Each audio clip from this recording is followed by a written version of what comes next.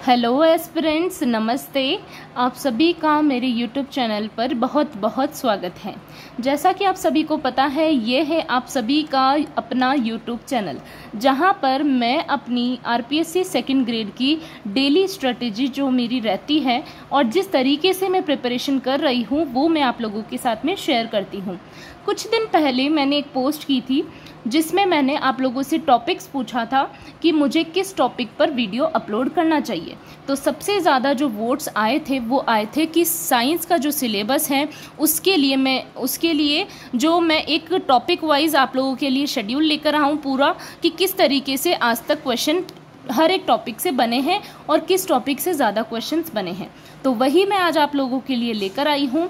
तो बिल्कुल एंड तक आप लोग वीडियो को देखिएगा, क्योंकि ये आप लोगों के लिए बहुत काम की चीज़ है और आपकी प्रिपरेशन में आपका जो स्ट्रेटेजी है 2 मंथ की, उसमें आपको बहुत ज़्यादा हेल्प करने वाली है। ठीक है, तो पहले हम लोग स्टार्ट कर रहे हैं वो है बायोलॉजी से। ठीक है, जैसा कि आप सभी को पता है कि साइंस से जो प्रिपरेशन करते हैं वो 3 पार्ट से करते हैं। एक तो first bio, second chemistry and third physics. ठीक है, तो मैं आप लोगों के लिए स्टार्टिंग किससे कर रही हूँ? बायो से, क्योंकि सबसे ज़्यादा जो क्वेश्चंस पूछे जाते हैं वो बायो का है और सबसे ज़्यादा जो सिलेबस है वो भी बायोलॉजी का ही है। ठीक है, देखिए सबसे ज़्यादा वेटेज वाला जो चैप्टर है आप ये ले सकते हैं कि प्लांट फिजियोलॉजी से 2011 में 8 क्वेश्चंस पूछे गए, 2013 में 9 क्वेश्चंस, 2016 में 11 क्वेश्चंस और 2022 में 7 क्वेश्चंस। ठीक है, तो आप इसे टिक मार्क कर लीजिए, आपको ये मस्ट करना ही है, आप इसे बिल्कुल भी स्किप नहीं कर सकते हैं। नेक्स्ट है सेल बायोलॉजी और मॉलिक्यूलर बायोलॉजी। तो इससे भी 7 क्वेश्चन पूछे गए 2011 में, 2013 में 3 क्वेश्चंस पूछे गए, 2016 में 4, 2022 में भी 4। तो ये भी आपको पता ही है कि अगर आप बायोलॉजी पढ़ रहे हैं तो आपको सेल बायोलॉजी और मॉलिक्यूलर बायोलॉजी आनी ही चाहिए, मोस्ट है ना, सबसे ज़्यादा इम्पॉर्टेंट है।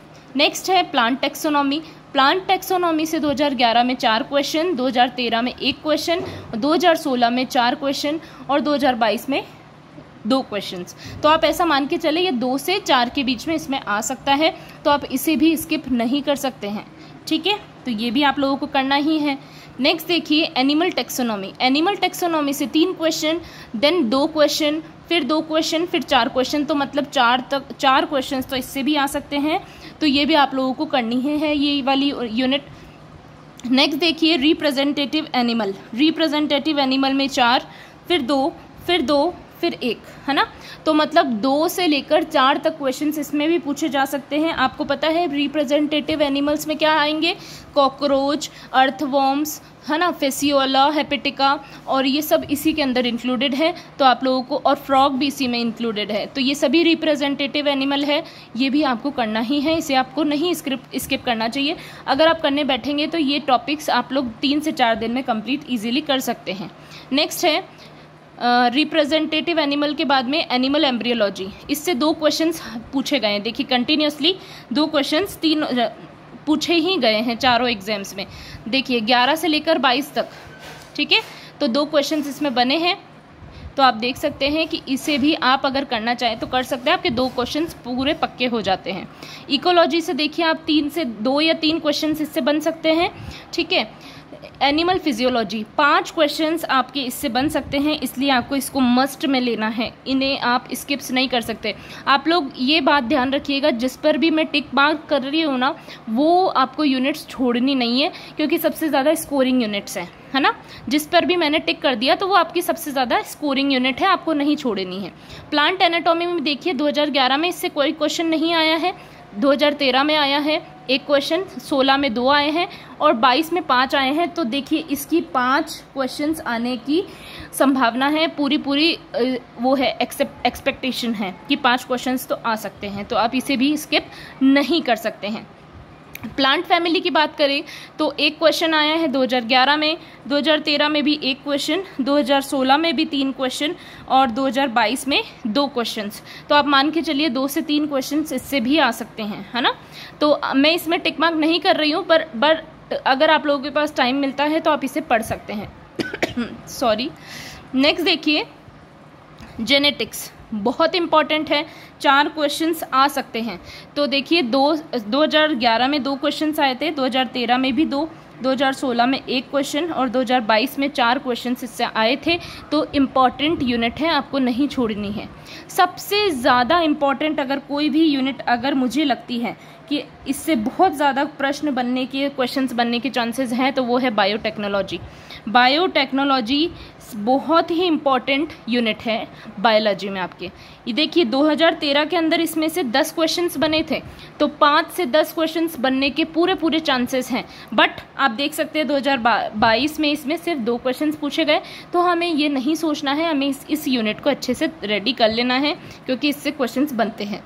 नेक्स्ट देखिए, अब ये जो यूनिट्स हैं आप इन्हें स्किप करने का सोच सकते हैं, इन्हें आप स्किप भी करेंगे तो भी चलेगा, क्योंकि इससे 1 या 2 क्वेश्चंस बनते हैं।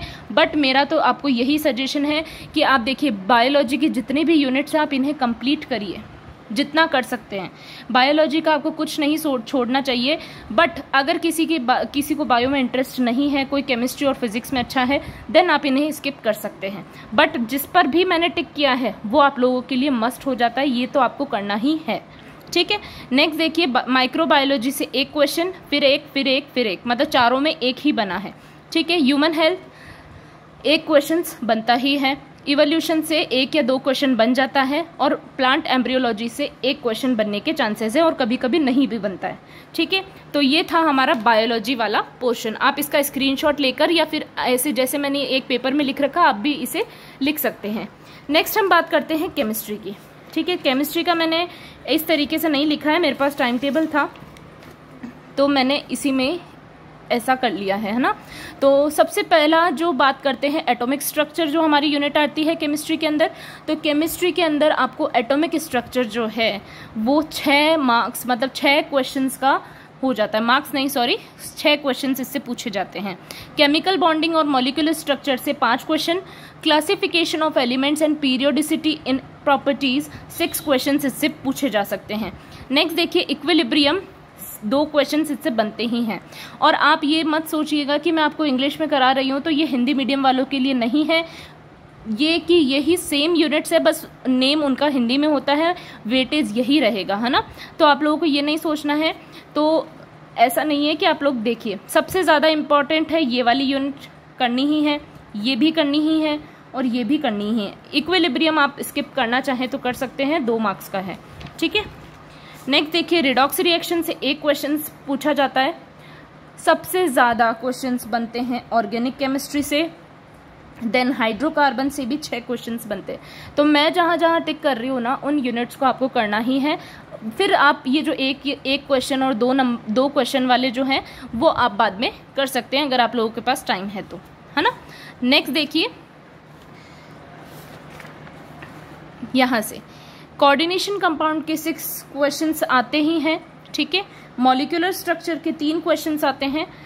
Then states of matter, solid, liquid and gas, इससे 4 क्वेश्चंस बन जाते हैं, है ना। तो ये भी मस्ट है। नेक्स्ट देखिए, 0 ग्रुप एलिमेंट से 1 क्वेश्चन बनता है। 0 ग्रुप एलिमेंट से 1, एस ब्लॉक से सबसे ज्यादा क्वेश्चन 3 क्वेश्चन बन जाते हैं। डी ब्लॉक से 2 क्वेश्चन बन जाते हैं, और एफ ब्लॉक से भी 3 क्वेश्चन बन जाते हैं। तो ये आपको S P D F block आप लोगों को नहीं छोड़ना है ना। तो देख सकते हैं आप। नेक्स्ट देखिए, मेटलर्जी वाला 1 क्वेश्चन बनता है, मेटल्स एंड मेटलर्जी से, आप इसे स्किप करना चाहे तो कर सकते हैं, ठीक है। Non metals and there compound से 1 क्वेश्चन बनता है। देन देखिए, सॉल्यूशन से 4 क्वेश्चंस बनते हैं। इलेक्ट्रोकेमिस्ट्री से 6 क्वेश्चंस आते हैं। सरफेस केमिस्ट्री से 2 क्वेश्चन, और रिएक्शन मैकेनिज्म से 4 क्वेश्चन। ये हमारा ग्रेजुएशन वाला पोर्शन है ना। रिएक्शन मैकेनिज्म 4 क्वेश्चन आते हैं। देन आप देख सकते हैं स्पेक्ट्रोकेमिस्ट्री बोल दिया मैंने गलती से, स्पेक्ट्रोस्कोपी टेक्निक से 3 क्वेश्चंस आते हैं। देन बायो इनऑर्गेनिक केमिस्ट्री से 5 क्वेश्चंस, बायोमोलिक्यूल से 2, पॉलीमर से 2, और केमिस्ट्री इन एवरीडे लाइफ से भी 2 क्वेश्चंस आते हैं। तो ये जो 1 और 2 क्वेश्चंस वाले हैं, तो इन्हें आप क्या करेंगे, अगर आप स्किप करना चाहते हैं तो कर सकते हैं, अगर आपकी फिज़िक्स स्ट्रांग है तो। बट मेरा यही कहना है आप लोगों को कि आप लोग अगर फिज़िक्स स्किप कर रहे हैं पूरी, है ना, जैसे कि मैंने अभी तक फिज़िक्स का कुछ नहीं किया है, ठीक है, तो आप लोग क्या करें कि बायो और जो केमिस्ट्री का मैंने आपको बताया है वेटेज, उसके अकॉर्डिंग पहले कंप्लीट कर लीजिए सिलेबस। देन जो 1 और 2 क्वेश्चन वाले हैं यूनिट्स, आप उन्हें कंप्लीट कर लीजिए। तो ये आप लोगों के लिए बेस्ट रहेगा। पहले आप वो यूनिट्स कीजिए जिससे क्वेश्चंस ज़्यादा बनने के चांसेस है और जिनसे बहुत आरपीएससी क्वेश्चन पूछती है, ठीक है। तो आप वहाँ से सिलेबस कंप्लीट करना स्टार्ट कीजिए अपना, अगर नहीं हुआ है तो, ठीक है। ज़्यादा मेन फोकस बायोलॉजी पर कीजिए और स्पेशली जो टीएसपी वाले हैं, जो टीएसपी कैटेगरी से बिलोंग करते हैं, वो मैं उनको यही सजेस्ट करूंगी कि आप बायोलॉजी का पोर्शन निकाल लीजिए पूरा, और कुछ एक यूनिट्स जो ज़्यादा मार्क की है वो केमिस्ट्री की कर लीजिए। आप लोगों का सिलेक्शन कोई नहीं रोक सकता, क्योंकि सेफ स्कोर तो आप लोगों के लिए वही है ना। तो टीएसपी कैटेगरी के लिए मैं जो बता रही हूँ आप लोग कर लीजिए, बायोलॉजी कर लीजिए, और 2 या 3 यूनिट्स केमिस्ट्री की अच्छी जो मार्क्स कंटेन करती है वो वाली कर लीजिए, तो सबसे बेस्ट है आप लोगों के लिए। तो मैंने आप लोगों को बायोलॉजी और केमिस्ट्री का वेटेज बता दिया है। इसी के साथ आज की इस वीडियो को मैं करती हूँ एंड। अगर आपको मेरी ये वीडियो पसंद आई है तो चैनल को लाइक करिए, शेयर कीजिए जितना हो सकता है, और चैनल को सब्सक्राइब करना मत भूलिएगा, क्योंकि मैं लेकर आती हूँ ऐसी वीडियोस जो आपके सिलेक्शन को करती है सुनिश्चित। इसी के साथ आज की मैं इस वीडियो को यहीं करती हूँ एंड। मिलती हूँ मैं आपसे नेक्स्ट वीडियो में, तब तक के लिए ऑल द बेस्ट।